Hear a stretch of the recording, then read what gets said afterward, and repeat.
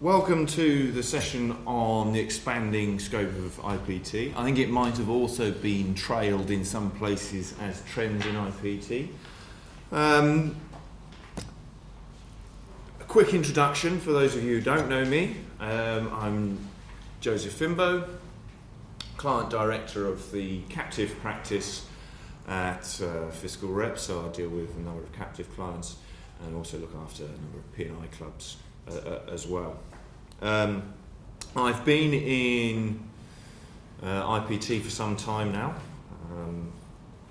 4 years with Fiscal Reps and then 3 years at KPMG before that, so 7 years looking at pretty much just IPT, which maybe makes for a not very interesting individual, but I do have quite a lot of experience in dealing with premium tax issues.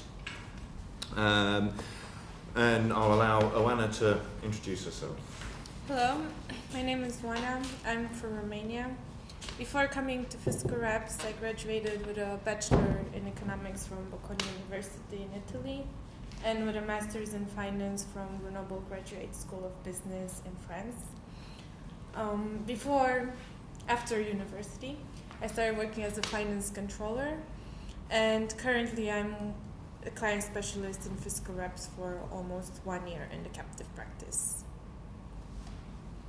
Right. So this session is not really aimed at giving you specific nuggets of information that are definitely applicable and you can take away and transform the business with or realise something's going wrong. It's meant to be a more of a high level look at how tax authorities are collecting more money and sort of maybe more abstract ideas of how that's happening. So if you want some real nuggets of absolute information, then I think the Italian reporting section is still going on and I'm sure it's very interesting. But here we're going to go for more general ideas. I will say I'm a little bit disappointed that my colleague Peter Hewitt is not sat here, because should there be any questions on VAT, as I say, my experience is IPT. I've dabbled once or twice with VAT. I didn't like it much, so I went back to IPT. So if any questions or discussion on VAT comes up, please be gentle with me. I'll do my best. I was rather hoping he would be here as well. But not to worry, not to worry. So what we're going to do is we're going to look at 4 areas really of how tax authorities are trying to generate more money, trying to collect in more money. As we all know, everybody's under pressure to bring in more revenues at the moment. So how are they doing that? What's happening? So IPT rates, the first and the last there, sort of sandwiching the two. I'm going to look at it a little bit less detail. I mean, we know, it's a rescue. Here he is. We know that IPT rates are going up, so we're not going to dwell too long on that. That's sort of old news. It's always going to be happening. And we know that tax authorities audit, so we won't dwell too long on that either. Just a little look at maybe some things that have been going on recently.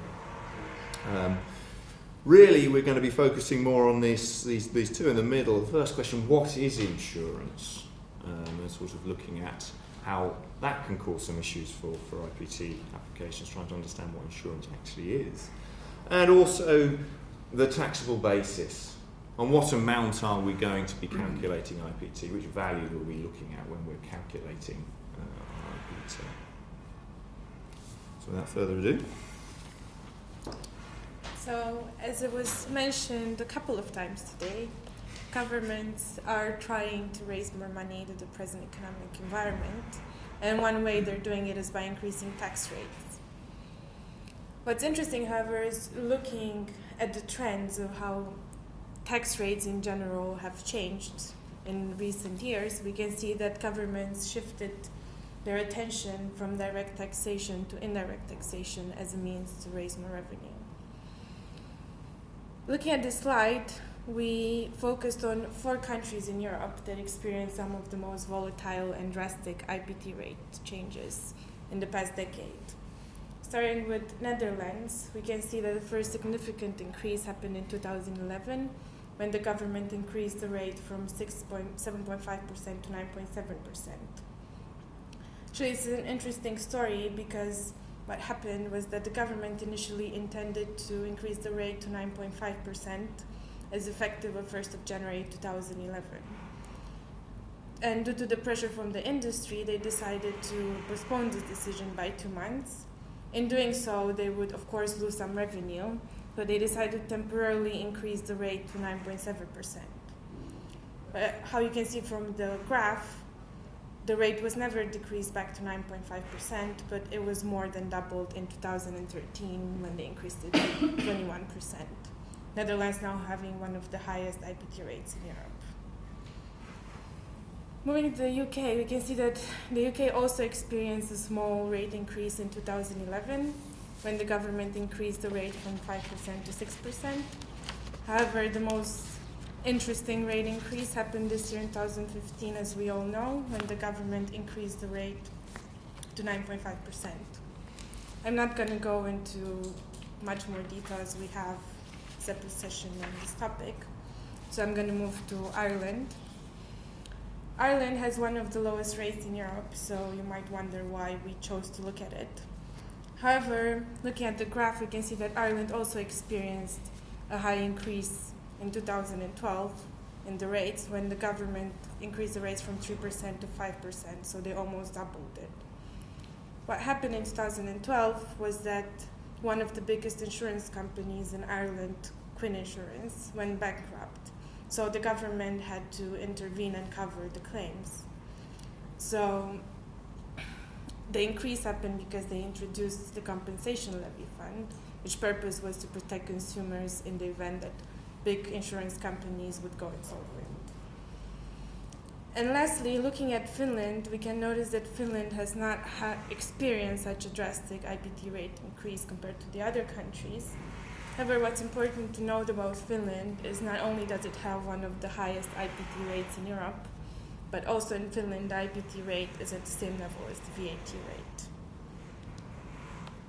Is it the governments or the governments around Europe's intentions to have harmony between IPT and VAT ultimately? It looks like a number of authorities are pushing for that, yes. Not everywhere. And it's quite interesting, that's something we're not necessarily look too much, is this idea of replacing premium tax and bringing VAT or insurance within, taxable within VAT. I honestly don't think that'll ever happen because you have 29 member states that can raise IPT however they wish without any kind of rulings from Europe on what rates should be, what should be taxable, what shouldn't, and I think that's very unlikely for them to give up that revenue raising power. But certainly, it's interesting that if you impose VAT on insurance, then it doesn't come to the same amount because VAT is a tax on the value added, not on the premium. So your insurance company gets VAT recovery on claims costs, which they don't enjoy with IPT.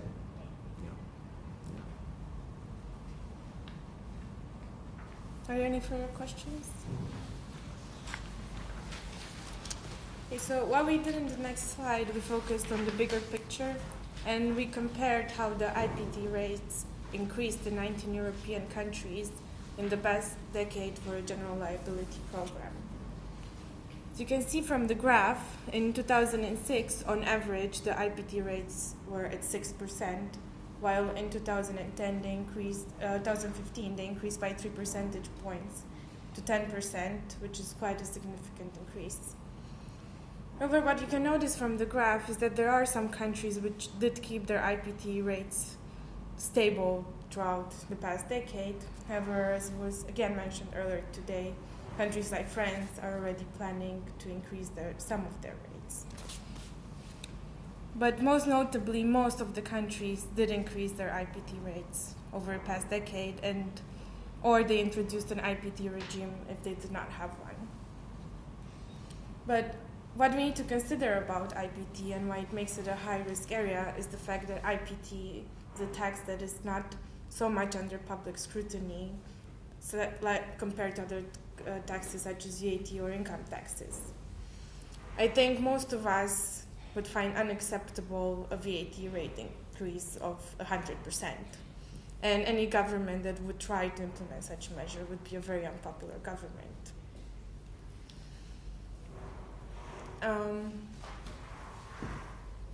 Any questions?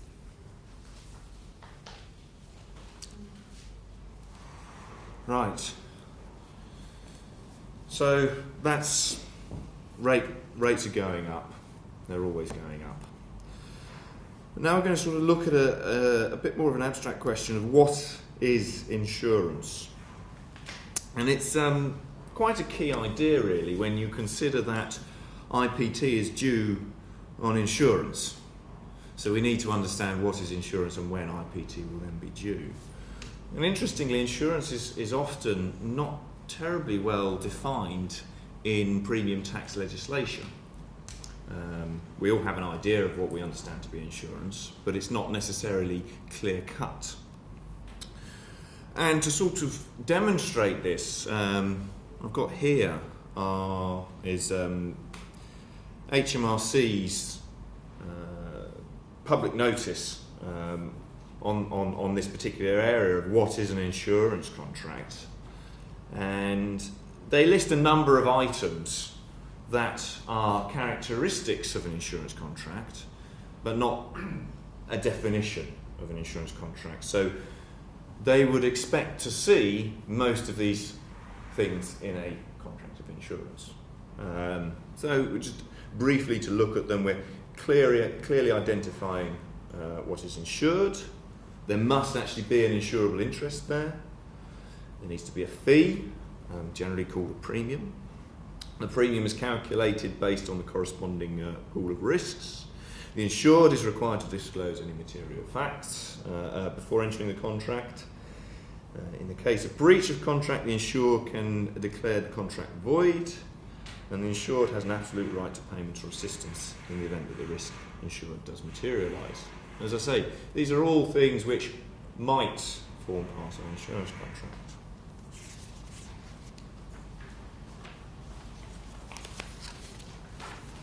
So to sort of explore this idea a little bit more, we look at maybe some warranties and extended warranties, and Owana will also talk about the Mapfreight case in a little while as well to look at this idea further.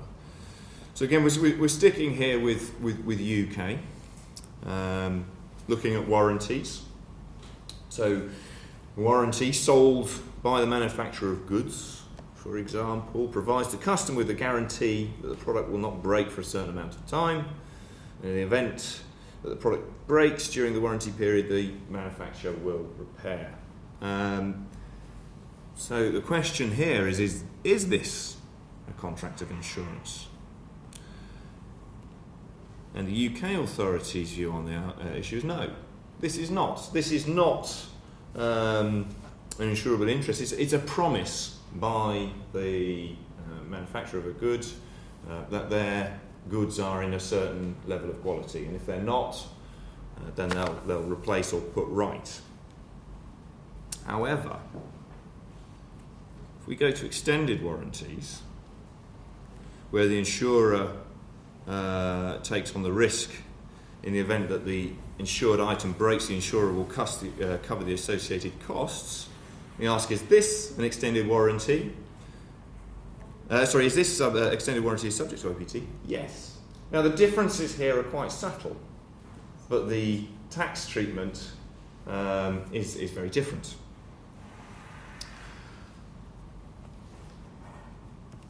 So a further example then to talk about the difficulty in identifying whether it's insurance and therefore taxable. We've got guarantees, or maybe surety bonds or performance bonds, or a number of things like that. Again, HMRC has provided a number of indicators that might suggest that this is a a contract is a guarantee, and then therefore in this case not subject to IPT in the UK, I stress in the UK. And I mean, we can look through these, and actually, again, it's not totally apparent, it's not clear cut when something is necessarily straying from one thing into the other. We're looking at indicators of what one thing might be. Then we ask the question, what about the reinsurance of these guarantee-like products, of these surety-type products? Is that subject to IPT? And you can see why this question might be asked, because what you would say is, in the first instance, you have your contract, your surety contract, your performance bond, and then when you enter into that performance bond, you will buy an insurance contract maybe to cover your exposure there. Now in the UK this was looked at in quite some detail in a court case, and it was determined, it was always presented as reinsurance, the reinsurance of a surety bond. And the UK court case went into some quite technical detailed analysis of what was going on here. I can understand HMRC's challenge there. They say, well, if we're saying in the first place that the performance bond, the surety bond, is not a contract of insurance, then the reinsurance of that must be the first layer of insurance and therefore subject to IPT. To me, it seems a fairly logical argument to make. But the court found that that was not the case, and that we should understand the reinsurance of surety bonds in the same way as we understand the reinsurance of a normal contract of insurance. To contrast then with warranties, as we were discussing earlier, if you were to buy a contract of insurance to cover yourself in your warranties as a manufacturer and you're offering a warranty, which we've already established from HMRC is not subject to IPT, if you buy a contract of insurance there to cover your exposure, that would be a contract of insurance and that would have IPT. So again, very slight differences is creating very different outcomes in terms of the premium tax. Interestingly, Germany also follows this view of the reinsurance of a surety bond or a suretyship contract. But not all EU countries do. And they quite often make this distinction between what all falls under class 15 of the EU insurance classes, surety, and two types identified within that, which is quite often referred to as direct surety and indirect surety. Direct surety being that tripartite arrangement, whereas the indirect surety being the insurance of a surety bond. And quite often you'll find in European countries that the former is not considered a contract of insurance, therefore not subject to IPT, but the latter is.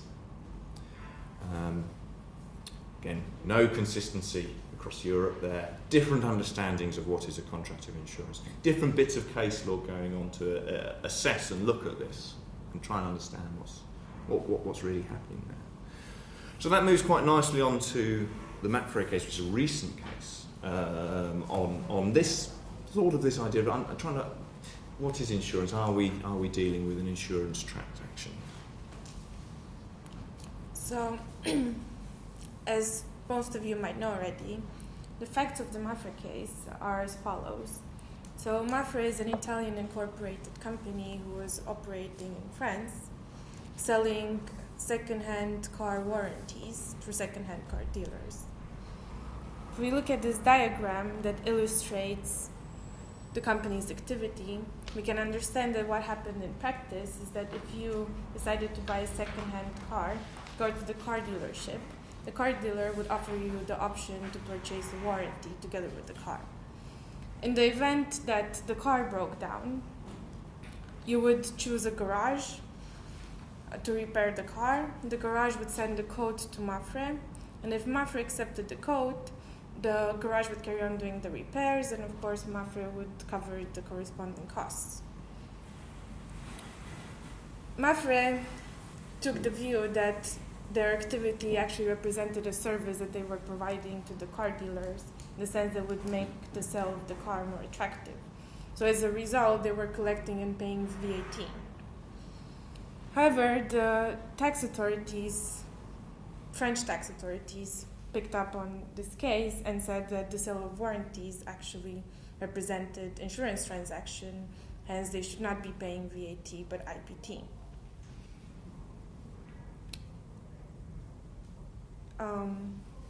Of course, the court was brought in front of the European Court of Justice, who ruled that indeed the warranties represent insurance transactions and they're subject to IPT.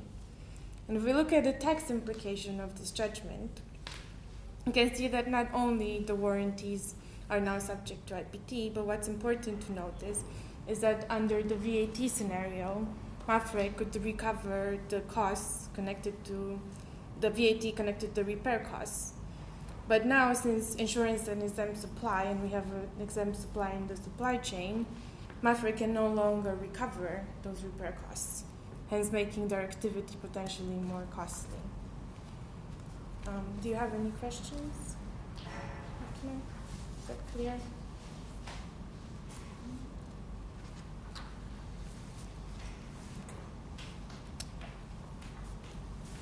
Looking more into the case, can realize that there are actually a number of points that the European Court of Justice has not addressed.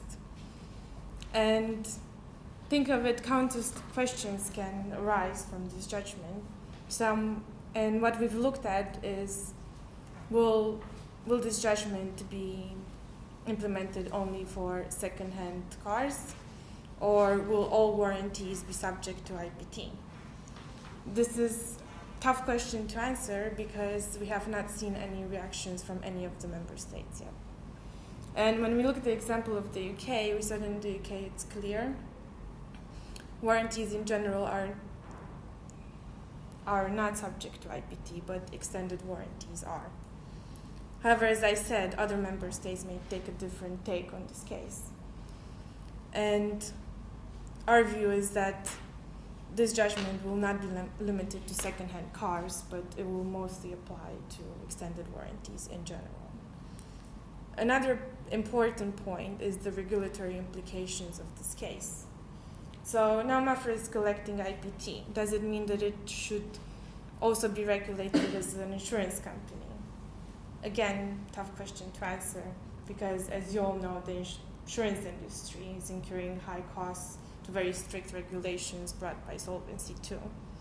And some of these costs, such as high minimum capital requirements, potentially more limited investment opportunities, are very difficult to manage even by big established insurance companies. So they would prove to be a very high burden for non-insurance companies who are not prepared to deal with such regulations. Do you have any questions or share anything?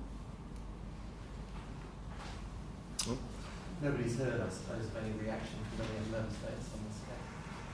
Because it was a VAT case, so you can't really, apart from location of risk, there's nothing in a directive that you can appeal to the European Court. So I think, in truth, it arose out of the IPT position of France, but it had to be a VAT case to go to the European Court. So the question was, is this exempt insurance from VAT perspective? And now I think it must go back to the French courts to decide on the IPT side of things. Because there was another, I think the structure was set up so that it was subject to 9% IPT rather than 18. Any insurance in France which is related to motors is subject to 18% IPT, which is what the French tax authorities were after.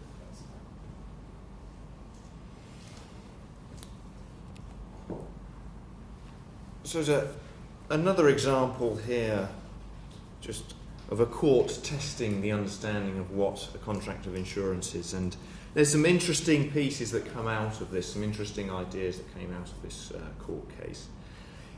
It was a case heard by the finance court in Cologne, and for that reason we need to treat it with some care, because at that level it is only binding on the parties in the case. It's not at state level in Germany, so it doesn't have the effect across the whole of Germany, and indeed it's not a European case either, so it doesn't read across necessarily to anybody else. However, the discussions that were had and the structure that was put in place, I think, is quite interesting, and the way that this company was going about their transactions.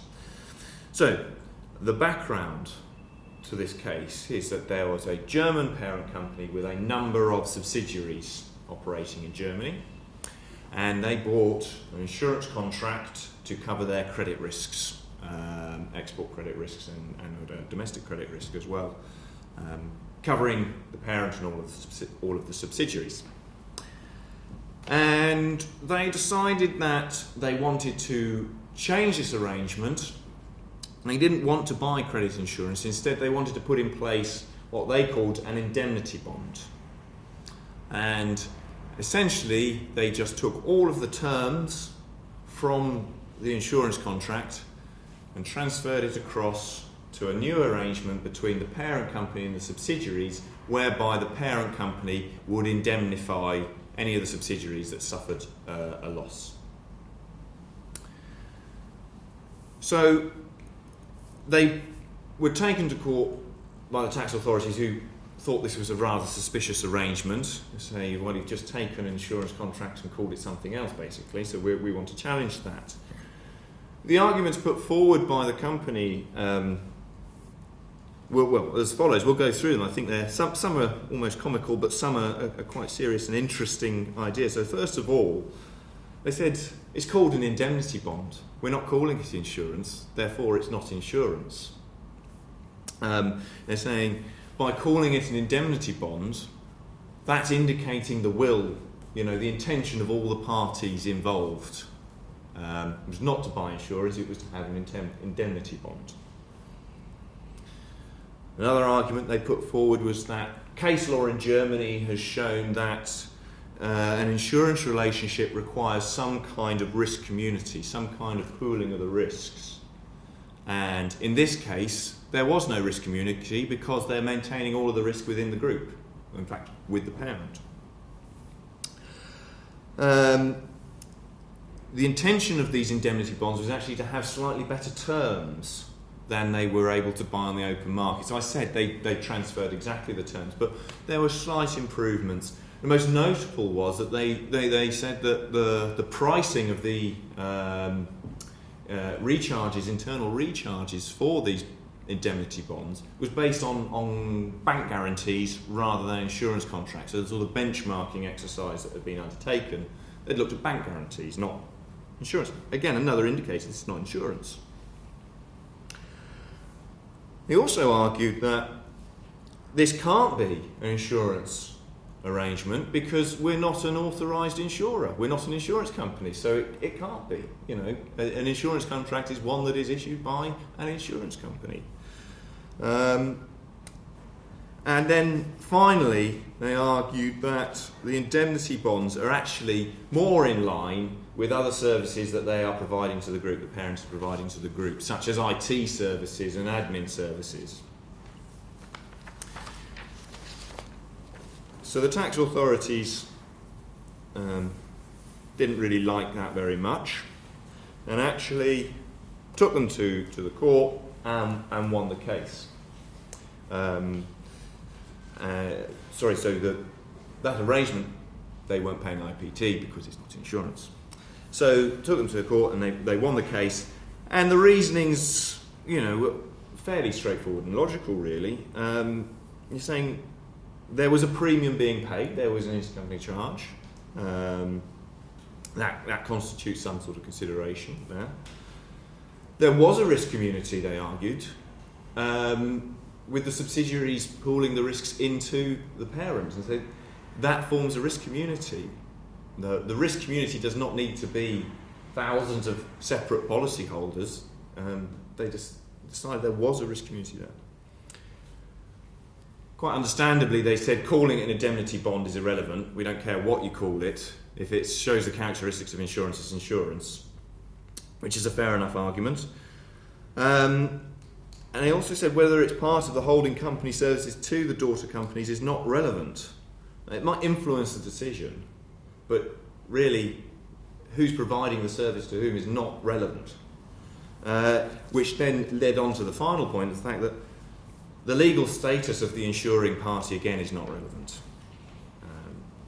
If you are providing what is essentially insurance, we want insurance premium tax on that. And just one last item on what is insurance it was just a notification that the Danish authorities released earlier this year, which I thought was find interesting. They're saying this is not a new law, this is not a change in the law, it's a clarification of the law because apparently there's been some misunderstanding.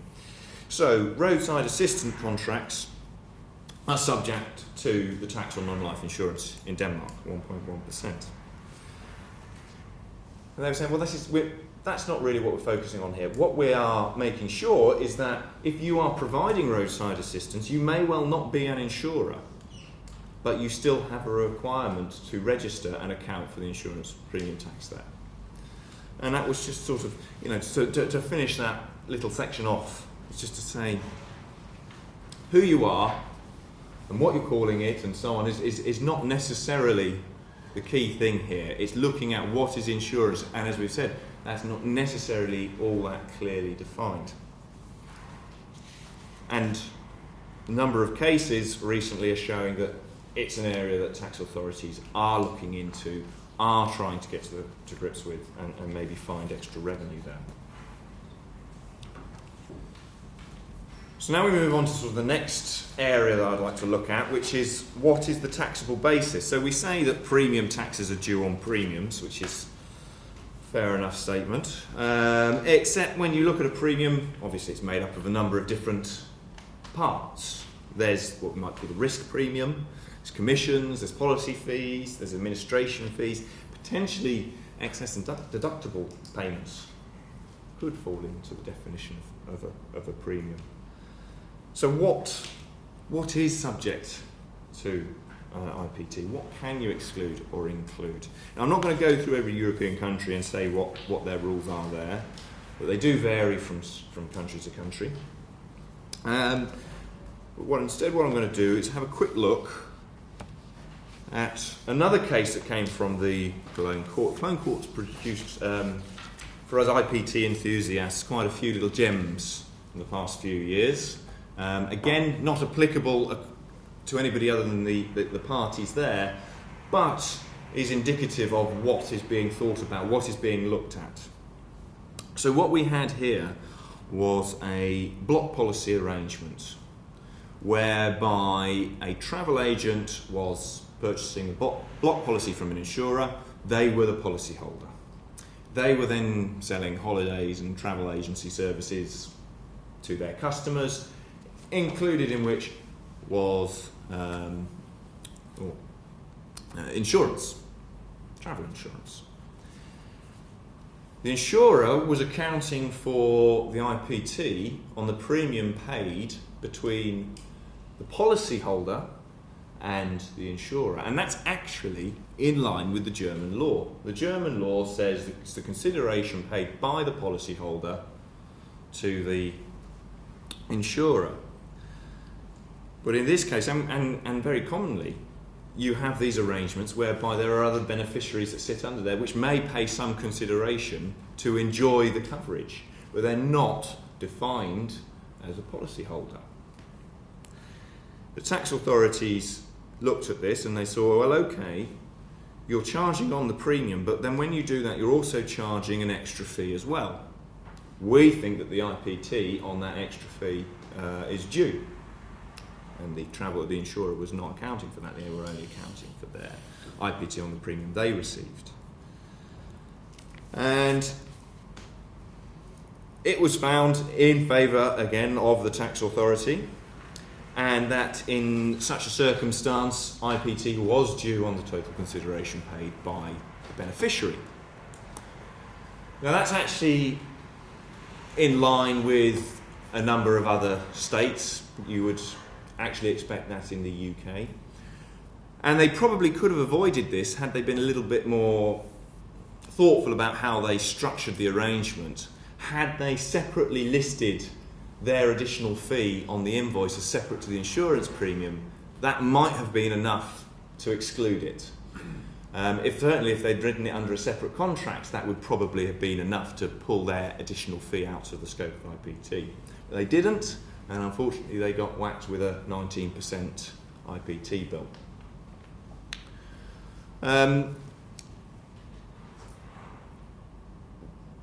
What's expected to come from this? Well, this decision seemed to contradict the legislation, because the legislation says we're looking at, as I say, policyholder and insurer.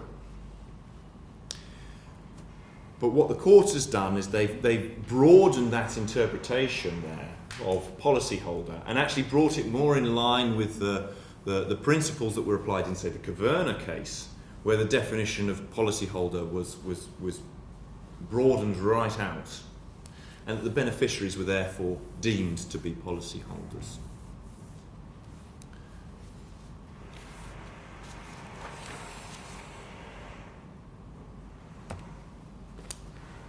Now, as I said, I've been in IPT for 7 years now, and it's about 7 years ago that this the HomeServe case really went through. It is quite old, but I think it's interesting to look at and just to refresh what happened in the HomeServe case and this idea of unbundling premiums and splitting out certain elements, fees, administration fees.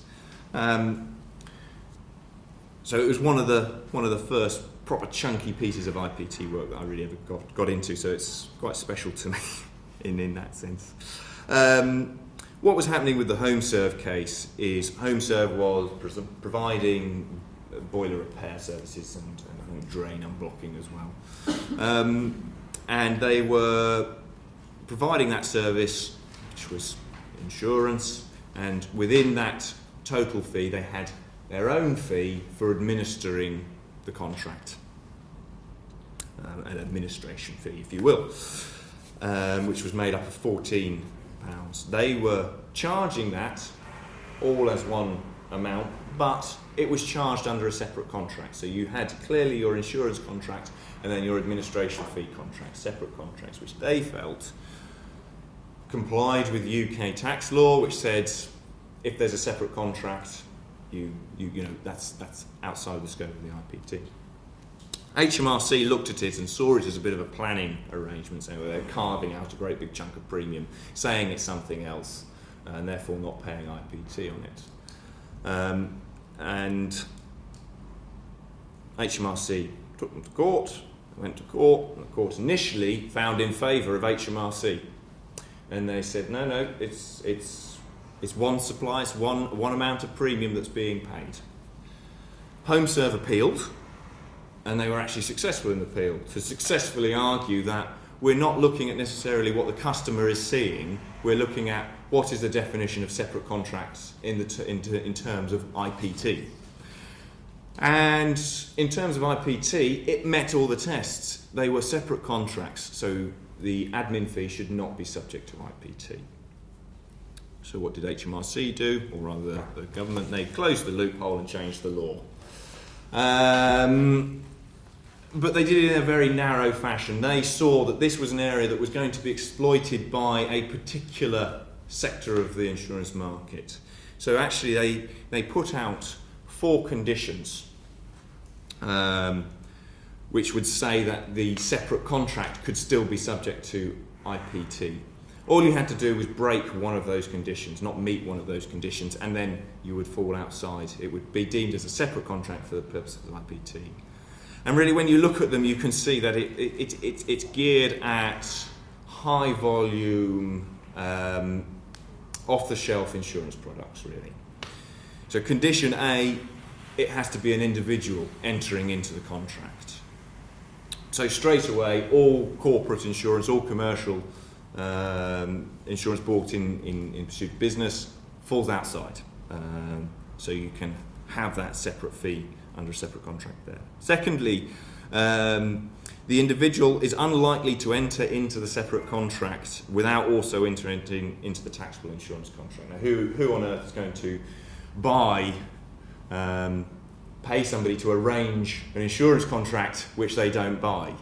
It seems a bit peculiar, so that was to sort of capture that bit. But that also helps strip out other services that could be supplied. So you may well be buying, I don't know, maybe television perhaps, and you can say, well, if it's all being put as one, there's a we might buy this service to install the television if it was part of that service. Condition C is the insured cannot negotiate the price or conditions of the separate contract. So you can't say, well, you're charging me £15 for the administration of my contract, I'm only going to pay you 10. Is that all right? Have we got a deal? That sort of thing doesn't happen in these big run-of-the-mill insurance contracts. And finally, premium is not calculated using risk-based assessment. It's just same premium, whoever you are. So that sort of makes it quite easy. Just one of those conditions has to be broken, and that separate contract will not be subject to IPT.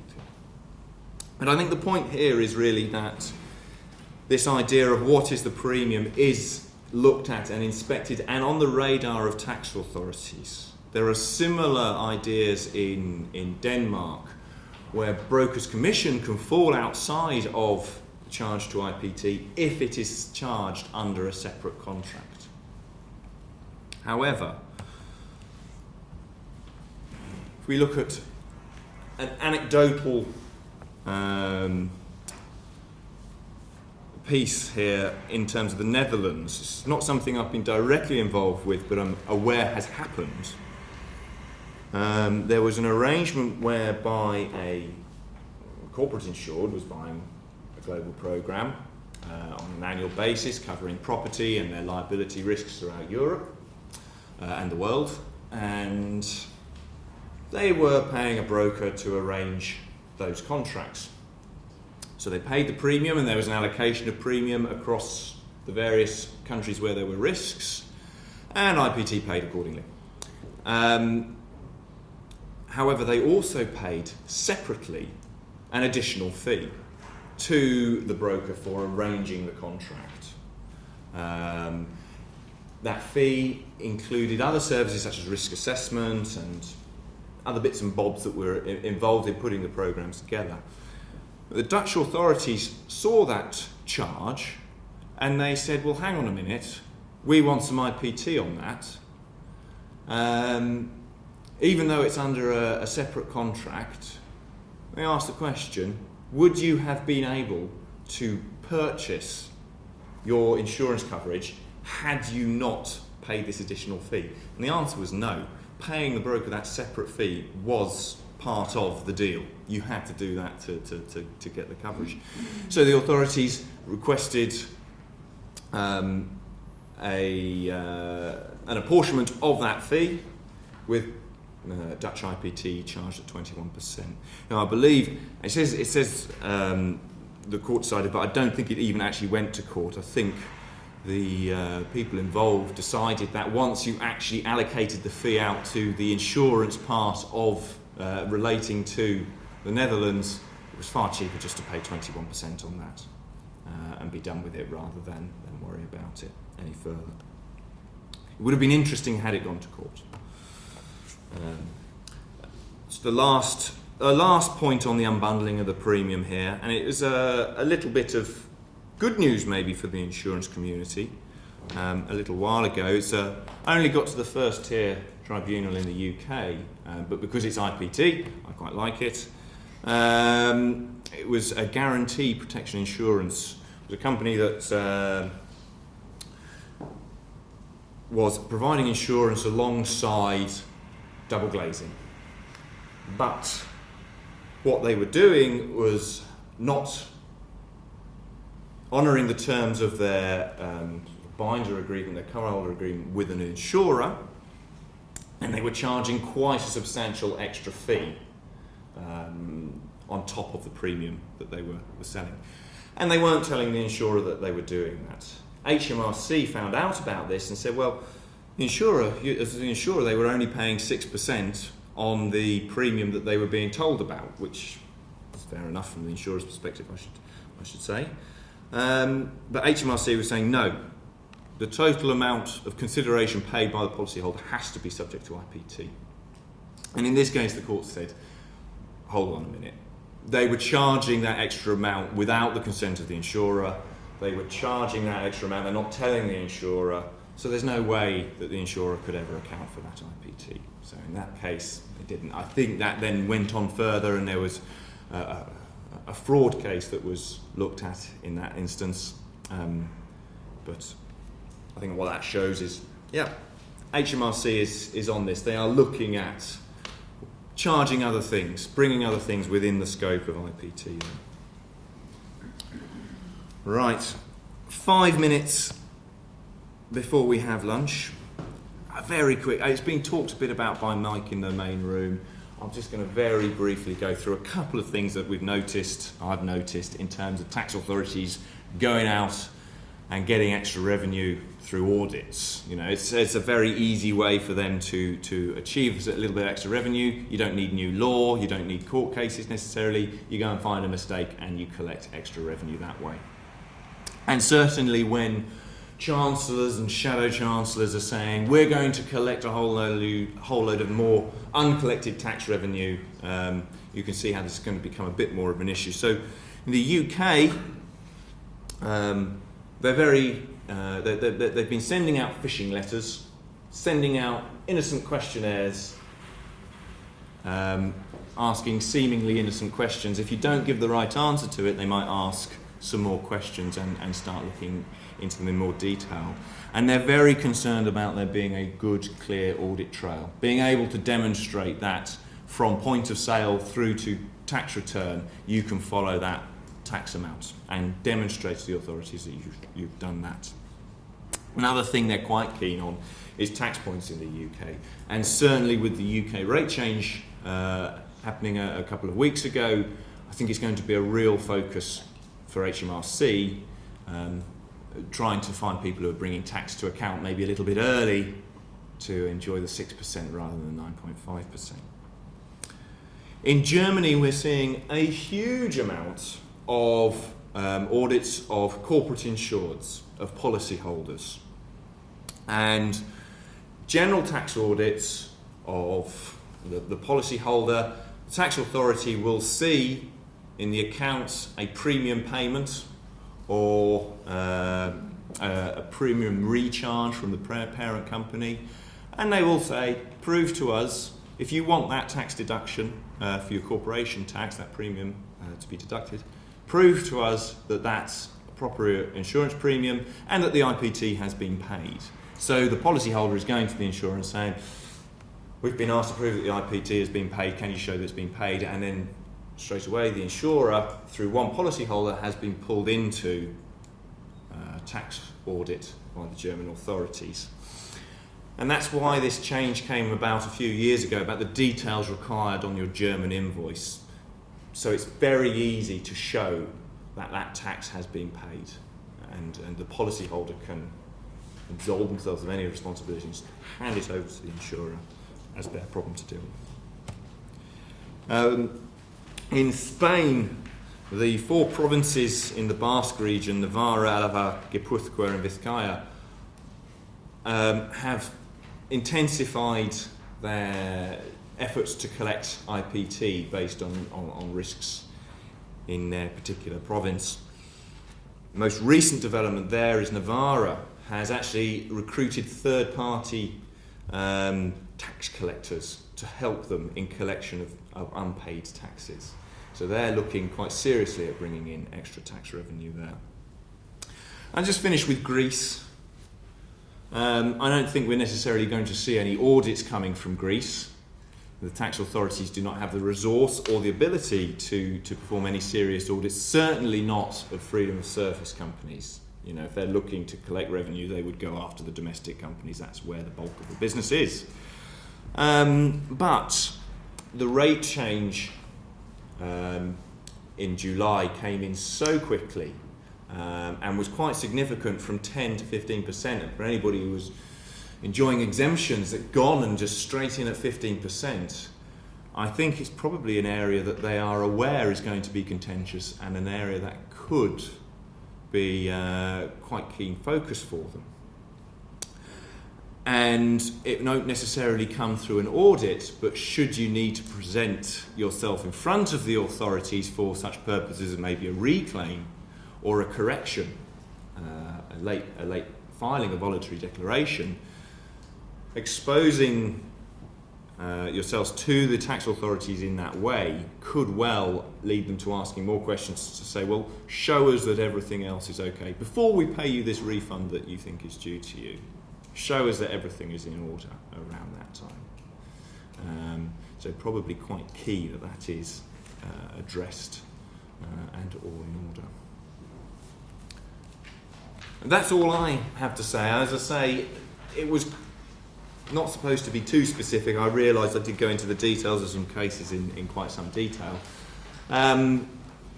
But really just to look generally at where IPT is going and some of these issues that are coming out of the IPT. So I don't know if anybody has any particular issues or questions you'd like to ask.